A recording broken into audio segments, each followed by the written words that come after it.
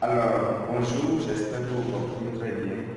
Ce matin, j'ai jugé bon de vous parler de l'héliciculture. Héliciculture, qu'est-ce qu'on appelle héliciculture? L'héliciculture, c'est la science qui s'occupe de l'élevage des escargots. Aujourd'hui, vous devez noter que l'élevage des escargots est une mine d'or que beaucoup de personnes négligent, dont beaucoup de personnes n'ont pas d'information. Si vous saviez l'importance des escargots aujourd'hui au Bénin, vous n'allez pas abandonner cette pratique. Je peux vous rassurer qu'aujourd'hui, l'escargot est vendu sous plusieurs formes. D'abord, nous vendons la chair de l'escargot qui est une viande sans os, qui est une viande riche en minéraux, riche en vitamines et riche en protéines. C'est une viande très bonne, de très bonne qualité. Nous vendons la coquille d'escargot. Avec la coquille d'escargot, nous produisons de la provence parce que cela est un casseur de bonne qualité. Cela nous permet de faire le provence et de les équilibrer sur le plan du point de vue du calcium. Ça veut dire que l'escargot renferme beaucoup de bien, beaucoup d'avantages. Alors, nous avions parlé de la coquille et de la viande d'escargot, mais nous n'avions pas encore parlé de sa barbe. Waouh! La barbe d'escargot, vous ne savez pas ce que c'est. La barbe d'escargot, c'est une richesse. Le litre d'une barbe d'escargot se vend à près de 40 000 francs CFA. Je dis bien à près de 40 000 francs CFA.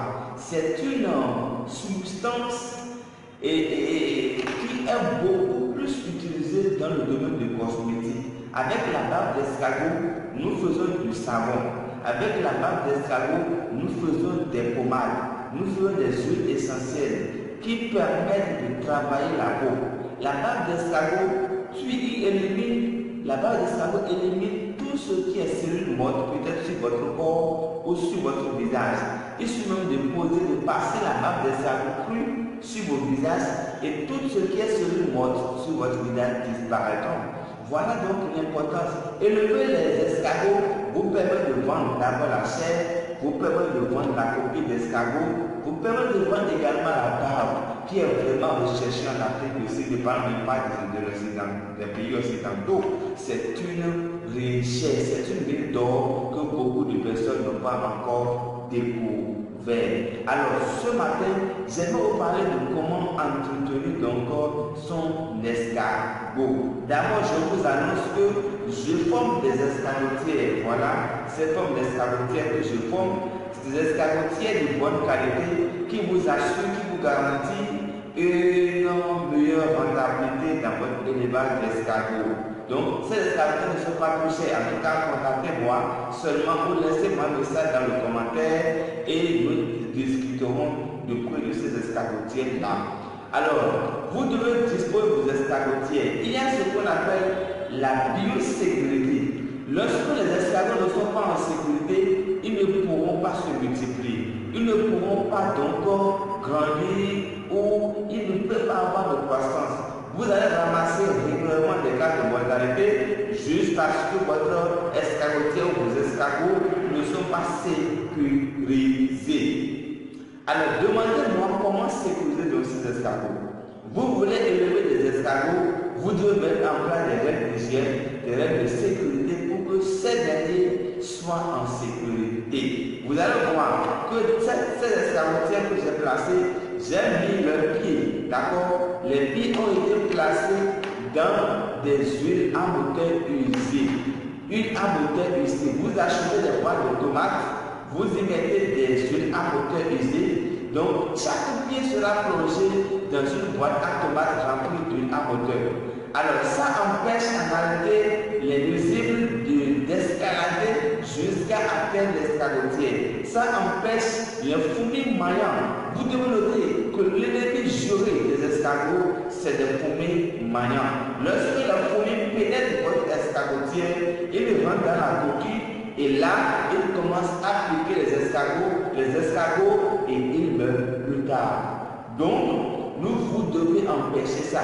Les insectes, les asticots sont des ennemis majorés de ces escargots. Vous devez empêcher tout accès, d'accord, tout accès dans votre escargotier de ces nuisibles.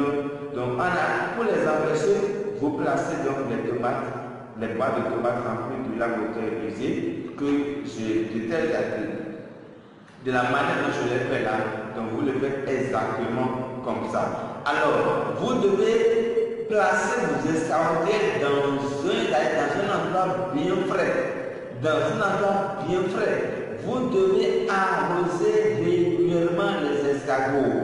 Vous devez les arroser chaque semaine. Qu'est-ce qu'il faut faire?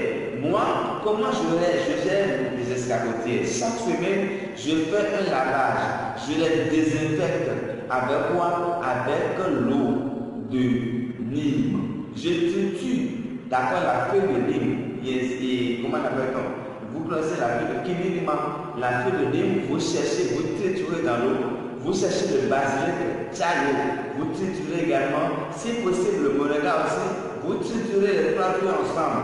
Et vous, dans une eau bien fraîche, vous plongez les escargots dedans, vous les lavez correctement. 1 minute, 2 minutes, et vous les sortez de cette eau-là et vous les retrouvez dans le l'espace. Ça leur fait du bien, ça enlève tout ce qui est jet ou parasites comme dans le corps, ça les désinfecte et ça leur redonne la vie. Ça va de même pour celui qui veut installer un gouvernement sans l'escargot. Vous devez faire ce traitement-là aux escargots le premier jour où vous voulez les introduire dans votre escargotier. Vous devez les désinfecter et leur redonner la vie. C'est comme ça qu'il faut donc procéder pour réussir dans son élevage d'escargots. Alors, qu'est-ce que les escargots mangent surtout? Vous devez donner aux escargots, d'abord les escargots peuvent manger toutes les feuilles. Tout ce que vous donnez aux escargots, ils vont manger. Mais où se trouve la conséquence? Où se trouve l'inconvénient? L'inconvénient est que si vous leur donnez des feuilles amères, ils mangeront bien ces feuilles, mais leur viande, leur chair deviendra aussi amère. Si vous leur donnez des choses sucrées, leur chair aussi sera douce. Donc, le goût de la viande d'escargot dépend de ce que vous leur donnez à manger d'habitude. Alors, ils peuvent manger des fruits, du concombre, de la pastèque, de la papaye, mais veillez à ce que chaque lendemain, que ces fruits, si vous donnez les fruits aujourd'hui, le lendemain, en même temps, ramassez. Si vous ne souffrez pas, ramassez tous ces fruits et jetez-les.